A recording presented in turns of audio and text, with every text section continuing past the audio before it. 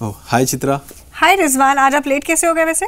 जी हाँ, थोड़ा सा लेट हो गया। क्या आप मेरा इंतजार कर रही थी? नहीं, मैं आपका इंतजार नहीं कर रही थी, लेकिन नाजरीन काफ़ी देर से आपका इंतजार कर रहे थे। जी मैं जानता हूँ नाजरीन, माफ़ी चाहता हूँ आपसे और आपसे भी कि आप लोग मेरा इंतज़ार कर रहे थे, थोड़ी सी देर हो गई। लेकिन आप कहें ना कहें, मैं जानता हूँ कि आप मेरा इंतज़ार तो करती हैं। ये आपकी बहुत बड़ी गलतफहमी है। खैर, फिलहाल ये बताएं कि आप लेट कैसे हो गए? लेट ऐसा हो गया कि मैं अपने नाज़रीन को भी बताना चाहता हूँ कि मैं आ रहा था अभी सड़क पर और एक पागल जो है वो तमाशे कर रहा था, तो सारे लोग उसका तमाशा देख रहे थे खड़े होकर, तो मैं भी खड़ा हो गया, बस उसी में देर हो गई। अरे वाह, ये तो शायद पहली बार हुआ होगा कि एक पागल दूसरे पागल को देख रहा हो। हा, बहुत तेज हंसी आई है मुझे, लेकिन वाकई हंसी नहीं आ रही, बहुत ही बुरा जोक था। क्या करे, संगत का असर है। अब आपके जोक्स का कुछ असर तो मुझ पर पड़ेगा ना। चलिए, आपको मेरे अच्छे जोक्स भी थोड़े से सुनने चाहिए ताकि आप समझें बेहतर और बोलें बहुत अच्छा। चलिए, कोशिश रहेगी। अच्छा, पागल की बात बाद में करेंगे, पहले अपने नाजरीन से भी थोड़ी बातचीत कर लें। बिल्कुल बिल्कुल बिल्कुल।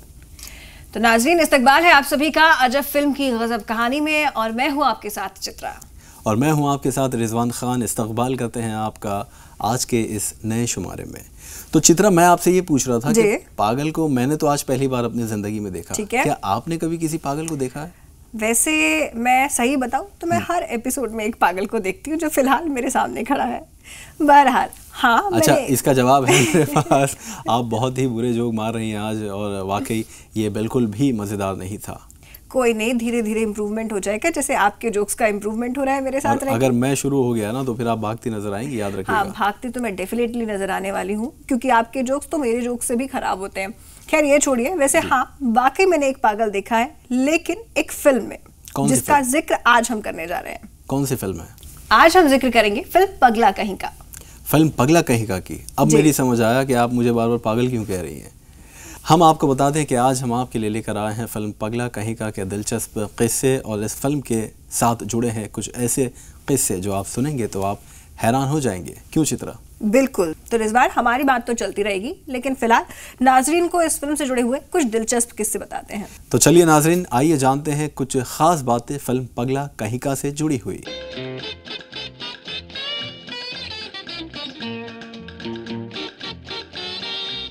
हिंदी सिनेमा के एक मशहूर डायरेक्टर शक्ति सामंत, जो जाने जाते थे अपनी खूबसूरत और हिट फिल्मों के लिए, जिन्होंने कश्मीर की कली, आराधना, कटी पतंग, अमर प्रेम, अमानुष, द ग्रेट गैम्बलर और न जाने कितनी हिट फिल्में बनाई जो आज तक यादगार हैं।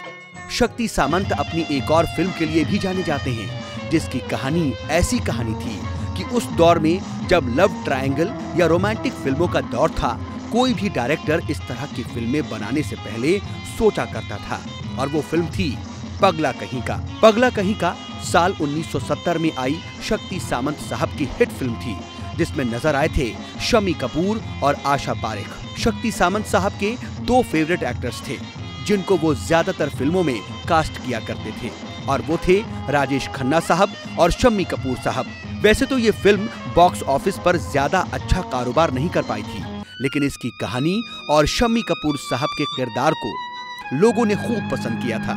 उस दौर में शक्ति सामंत साहब का नाम बहुत बड़ा था, और कोई ये बिल्कुल भी सोच नहीं सकता था कि वो पगला कहीं का जैसे फिल्म भी बनाने की हिम्मत कर सकते हैं। इस फिल्म के साथ कई ऐसे किस्से हैं जो आपको हैरान कर देंगे। शक्ति सामंत जब इसकी कहानी पर काम कर रहे थे, तब कुछ लोगों ने इनसे कहा था कि ये कहानी चल नहीं पाएगी और लोग एक पागल पर बनी हुई कहानी को पसंद नहीं करेंगे। यहाँ तक कि आशा पारेख, जो इस फिल्म की लीड एक्ट्रेस थी, उन्होंने जब कहानी सुनी और उनको पता चला कि लीड एक्टर शम्मी कपूर हैं, तो उन्होंने शक्ति सामंत साहब से कहा कि फिल्म फ्लॉप हो जाएगी, क्योंकि ऑडियंस शम्मी कपूर को पागल के किरदार में पसंद नहीं करेगी, क्योंकि शम्मी कपूर की इमेज हिंदी सिनेमा में एक डांसर और रोमांटिक हीरो की है। उन्होंने ये भी कहा कि ऑडियंस शम्मी कपूर को सिर्फ रोमांटिक किरदार में ही देखना चाहती है, ना कि पागल के किरदार में। लेकिन शक्ति सामंत साहब ने उन्हें समझाया और काम करने के लिए मना लिया। दूसरी तरफ शम्मी कपूर को शक्ति सामंत पर पूरा भरोसा था। उनको ये कहानी कुछ अलग लगी थी और वो ये फिल्म और पागल का किरदार करना चाहते थे, इसीलिए उन्होंने फिल्म साइन की। फिल्म बनी और रिलीज हुई। हालांकि फिल्म बहुत बड़ी हिट नहीं हुई, लेकिन ऑडियंस ने शम्मी कपूर साहब की पागल की एक्टिंग को काफी पसंद किया और फिल्म की कहानी को भी खूब सराहा। आशा पारेख जो शम्मी कपूर के कैरेक्टर को पसंद नहीं कर रही थी। फिल्म बनने के बाद उन्हें फिल्म की कहानी और शम्मी कपूर का किरदार इतना पसंद आया कि वो ये कह बैठी कि पगला कहीं का उनकी पसंदीदा फिल्मों में से एक है। उन्हें कुछ ही फिल्म पसंद हैं, जैसे दो बदन, चिराग, कटी पतंग, मैं तुलसी तेरे आंगन की और पगला कहीं का। इस फिल्म की कहानी ने आगे चल करके कुछ और फिल्म मेकर्स को मुतासिर किया और कमल हसन भी शम्मी कपूर का किरदार करना चाहते थे और मणि रत्नम से पगला कहीं का कहानी पर तमिल फिल्म बनाने को कहा। बहरहाल आइए अब आपको इसी फिल्म का एक सीन दिखाते हैं।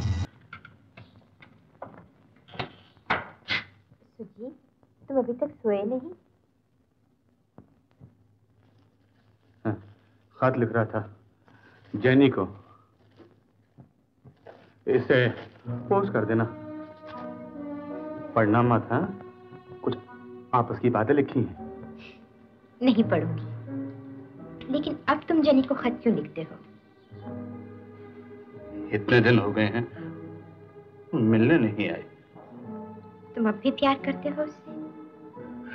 करता था, करता हूँ, करता रहूंगा। और वो तो मेरे बगैर जिंदा ही नहीं रह सकती। एंगेजमेंट तो हो चुका है, कुछ दिनों में शादी भी हो जाएगी। फिर हम इस दुनिया में नहीं रहेंगे। क्यों? बहुत बड़ी है, बहुत भीड़ भाड़ है यहाँ, नफरत है, धोखा है, हमें नहीं पसंद। और फिर हम दो ही तो हैं, जैनी और मैं। एक छोटी सी दुनिया बसाएंगे जहां पहाड़ होंगे, नदी होगी और नदी में कछुए होंगे।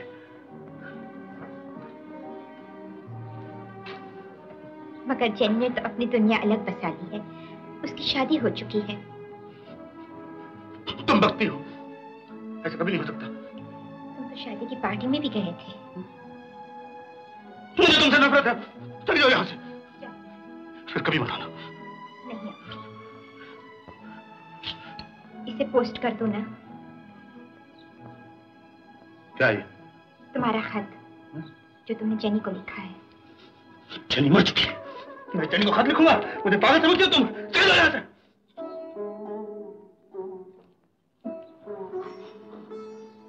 अब मुझे पागल समझते, किसी को नहीं मालूम मैं कौन हूं। अकेला हूं, कोई साथी नहीं, कोई अपना नहीं, किसी का प्यार नहीं, कुछ नहीं। मुझे ऐसा लग रहा है कि कहीं ना कहीं हम पागल ना हो जाएं फिल्म की कहानी बताते बताते। और बिल्कुल, फिलहाल इसलिए ब्रेक ले लेते हैं। हाँ, जरूरत है इसकी। जी आइए नाजरीन, रुकेंगे एक छोटे से ब्रेक के लिए, लेकिन कहीं मत जाइए, क्योंकि अजब फिल्म की गजब कहानी में ब्रेक के बाद आपको बताएंगे कि क्यों आशा पारिक जी शम्मी कपूर साहब को चाचा कहती थी जिंदगी भर। लेकिन एक छोटा सा वक्फा। शम्मी कपूर ये देखकर हैरान हो गए कि इतनी कम उम्र की लड़की ऐसी नॉवेल पढ़ रही है और उनसे कहा कि इतनी छोटी लड़की को ये नॉवेल नहीं पढ़नी चाहिए। तभी आशा पारिक जी ने उनसे कहा, जी चाचा जी।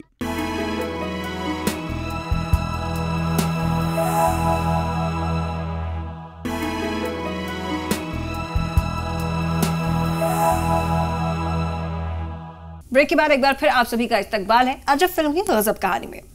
जी हाँ, और हम लेकर आए हैं आपके लिए आज फिल्म पगला कहीं का की गजब कहानी।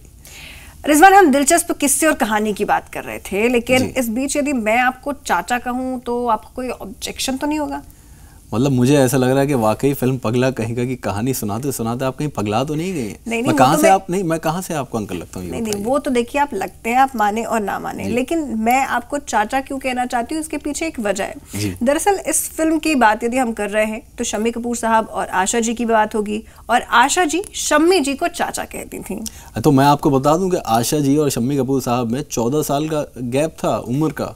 अब तो आप उम्र पे ना ही जाए तो बेहतर होगा। आप 14 साल मुझसे बड़ी हैं तो आप आंटी लगती हैं, मैं आपको आंटी कहूँ? फिर भी आप देख लीजिए, नाजरीन डिसाइड कर सकते हैं कि age is just a number. नाजरीन पे ही हम छोड़ देते हैं, लेकिन फिलहाल चलिए, ये किस्सा बहुत दिलचस्प है। बिल्कुल। तो अपने नाजरीन को हम बताते हैं कि क्यों शम्मी कपूर साहब को चाचा कहती थी आशा पारिक जी, और आशा पारिक जी को भतीजी कहते थे जिंदगी भर शम्मी कपूर साहब। आइए जानते हैं। बात करेंगे अब फिल्म के लीड एक्टर्स की। पगला कहीं का में नजर आए थे शम्मी कपूर और आशा पारेख। इससे पहले भी शम्मी कपूर और आशा पारेख ने 3 फिल्मों में साथ काम किया था और दोनों के बीच बहुत अच्छी दोस्ती भी थी। शम्मी कपूर और आशा पारेख ने सबसे पहले फिल्म दिल देखे देखो में साथ काम किया था। दरअसल फिल्म दिल देखे देखो में शम्मी कपूर चाहते थे कि उनके साथ वहीदा रहमान काम करें, लेकिन आशा पारेख से मिलने को तैयार हो गए और जब पहली बार आशा जी को देखा तो वो हैरोल्ड रॉबिन्स की कारपेट बैगर्स नॉवेल पढ़ रही थी। शम्मी कपूर ये देखकर हैरान हो गए कि इतनी कम उम्र की लड़की ऐसी नॉवेल पढ़ रही है और उनसे कहा कि इतनी छोटी लड़की को ये नॉवेल नहीं पढ़नी चाहिए। तभी आशा पारेख जी ने उनसे कहा, जी चचा जी, और बस यहीं से वो उनको हमेशा चचा जी कहने लगी और शम्मी कपूर उनको भतीजी कहकर पुकारा करते थे। आशा पारेख जी ने अपने करियर में वैसे तो बहुत सारे एक्टर्स के साथ काम किया, लेकिन उनके सबसे पसंदीदा अदाकार शम्मी कपूर साहब ही थे। शम्मी कपूर साहब सिर्फ आशा जी के ही नहीं बल्कि डायरेक्टर शक्ति सामंत के भी पसंदीदा कलाकार थे। शक्ति सामंत शम्मी कपूर के मोटापे से परेशान होने लगे थे और फिल्म पगला कहीं का में भी उनका वजन बढ़ रहा था। बहुत लोगों ने शक्ति सामंत को कहा कि अब शम्मी कपूर का वजन बढ़ रहा है और फिल्म में उन्हें कास्ट मत करो, लेकिन इसकी परवाह किए बगैर उन्होंने पगला कहीं का में शम्मी कपूर को ही कास्ट किया। शक्ति सामंत तो यहाँ तक कह बैठे कि अगर शम्मी कपूर साहब का वजन ना बढ़ा तो जिंदगी भर मैं शम्मी कपूर के साथ फिल्में बनाता रहता। शम्मी कपूर ने भी इन बातों की परवाह किए बगैर इस फिल्म में बेहतरीन अदाकारी का नमूना पेश किया और पहली बार पागल के किरदार में नजर आए। वाकई इस फिल्म में उनको देखकर ऐसा लगता है कि असल में कोई पागल है। खैर आइए ऐसा ही एक सीन देखते हैं शम्मी कपूर साहब का। सुजी, आज मैंने खाना क्यों वापस कर दिया? भूख नहीं। आज रामू दादा ने भी तो खाना नहीं खाया। बेचारा बहुत भूखा था, भूखा ही रह गया। जानती हो दुनिया में कितने रामू दादा हैं? बहुत सारे, और जितने हैं सब पागल हैं। हमेशा सोचते रहते हैं कि कहीं ना कहीं उनका कोई अपना है जो कभी ना कभी उन्हें जरूर मिलेगा, लेकिन मिलता कभी नहीं। सब रामू दादा की तरह पुकारते रहते हैं, रोते रहते हैं, चीखते रहते हैं और फिर मर जाते हैं। सुजीत, दुनिया में सबको सब कुछ नहीं मिलता। मिलता है, किसी को सब कुछ मिलता है और किसी का सब कुछ लुट जाता है। सिर्फ गम रह जाता है, जैसे यहाँ लाकर कैद कर दिया जाता। तुम यहाँ से बाहर जाना चाहते हो? हाँ। कहाँ जाना चाहते हो? जहाँ गम ना हो, दुख ना हो, रामू दादा ना हो, जहाँ सिर्फ पहाड़ हो, नदी हो और नदी में कछुए हो। है कोई ऐसी जगह? हाँ, मैं तुम्हें ऐसी जगह ले चलूंगी। आओ मेरे साथ।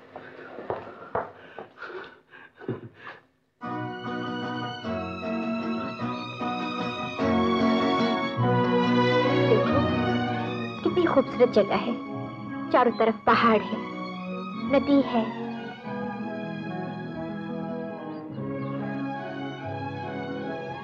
नदी में कछुए नहीं हैं। कछुए? हाँ, मुझे बहुत पसंद है। मुझे बहुत प्यार है उनसे। तुम्हारी जिंदगी में क्या कमी है जानते हो सुजीत? एक अच्छी समझदार लड़की की जो तुम्हें समझ सके, हर हाल में तुम्हारा साथ दे सके, तुमसे इतना प्यार करे कि तुम अपने आप को भूल जाओ। नहीं, वो प्यार एक धोखा है, झूठ है।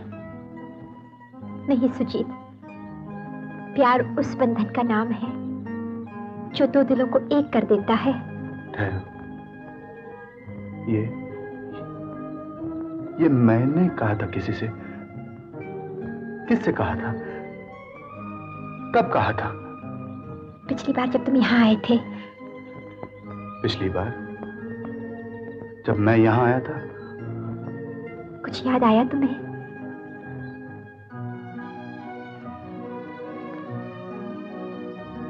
कुछ यादें हैं धुंधली सी, जो आती हैं खो जाती हैं। तो चित्रा, ये था वो दिलचस्प किस्सा एक्टर और एक्ट्रेस का जो इस फिल्म में थे, यानी शम्मी कपूर साहब और आशा पारिक जी। तो अब क्या मन बनाया आपने? आप मुझे चाचा या अंकल कहेंगी या नहीं कहेंगी? बिल्कुल, वो तो मैं जब चाहे तब, ऐसा जब मेरा मूड होगा तब कह सकती हूँ। तो ठीक है, लेकिन फिलहाल मैं भी आपको आंटी कह दूंगा, कोई मैं बुरा नहीं मानूंगा। चलिए ठीक है। ठीक है, तो फिलहाल ब्रेक ले लें। बिल्कुल, ब्रेक की बिल्कुल जरूरत है, वरना पता चला नाजरीन भी हमारी तरह पागल हो जाएंगे। लेकिन ब्रेक के बाद भी आप हमारे साथ बने रहिए, क्योंकि इस फिल्म के एक गाने का जिक्र हम ब्रेक के बाद करेंगे जो रातों रात बनकर तैयार हुआ था। वो कौन सा गाना था और ऐसा कौन सा किस्सा था, वो हम आपको ब्रेक के बाद बताएंगे। रातों रात ये गाना लिखवाया, फिर शंकर जयकिशन को बुलवाया, उनसे उसी रात में धुन तैयार करवाई, अगली सुबह मन्ना डे साहब से गाना रिकॉर्ड करवाया।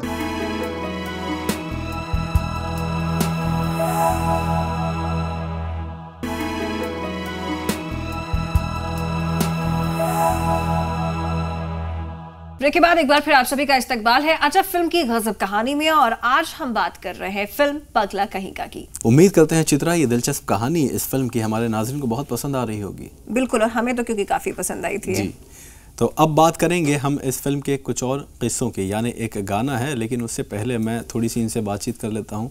चित्रा, एक जोक सुनाऊँ मैं आपको?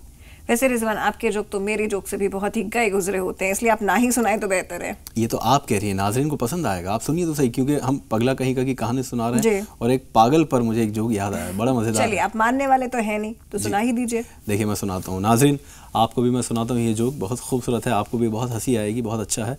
एक पागल होता है, तो वो एक दिन ऐसे कागज़ हाथ में रखकर उसको चूम रहा होता है, बार बार उसको चूम रहा होता है, कभी दिल से लगा रहा होता है। तो इतने में एक आदमी गुजरता है रास्ते से, वो उससे कहता है, अरे पागल, ये क्या कर रहा है तू, कागज़ क्यों चूम रहा है?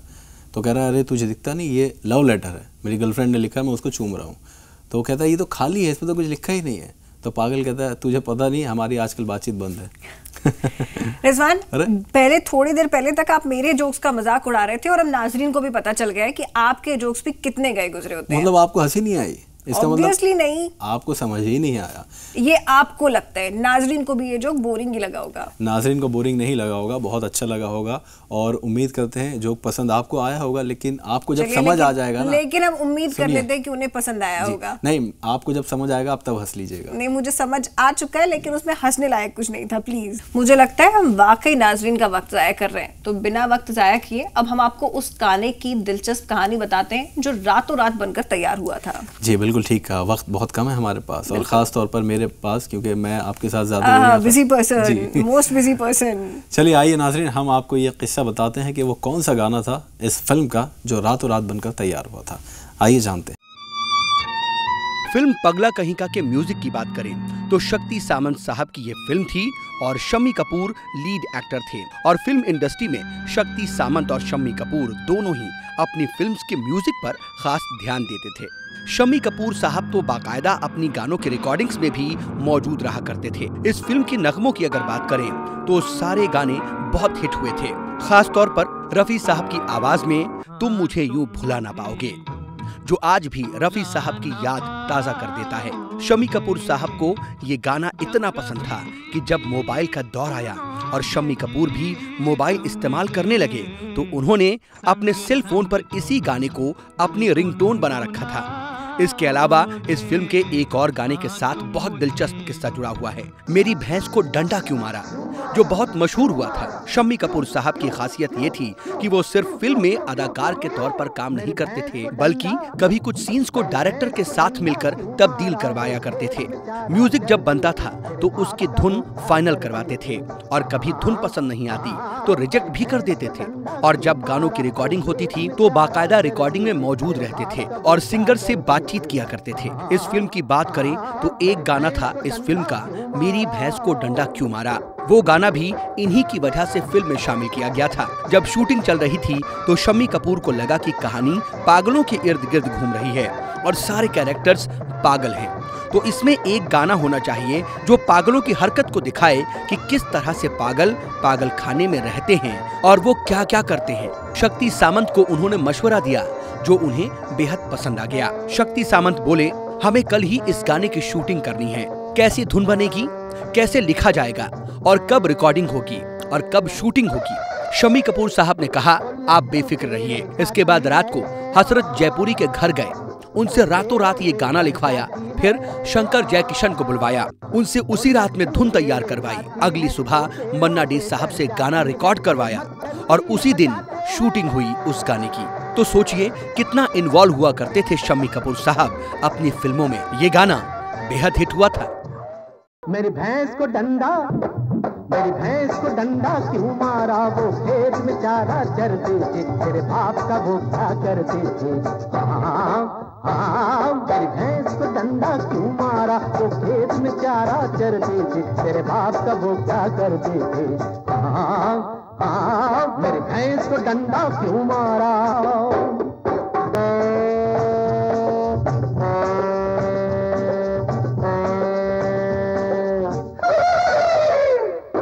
लड्डू पेड़े खाती है, वो पेड़ों पे चढ़ जाती है। वो लड्डू पेड़े खाती है, वो पेड़ों पे चढ़ जाती है। ये मच्छर बीन बजाते हैं, वो अपना राग सुनाती है। वो ठुमक ठुमक नाचे जब मैं दिल का बजाऊं, मैं दिल का बजाऊं।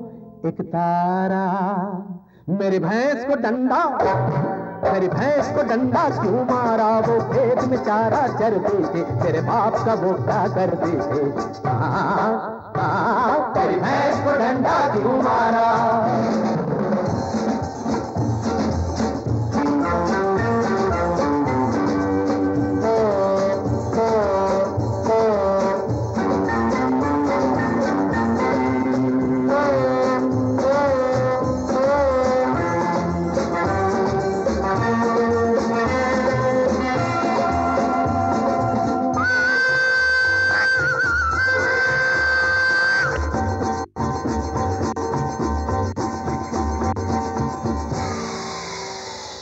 अरे घर का ये स्टेशन है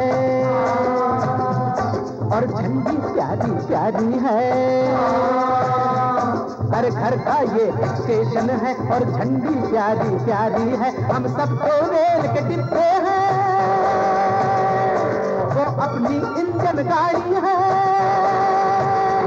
वो गुस्सा जब भी करती है तो बन जाती है, तो बन जाती है अंगाराम।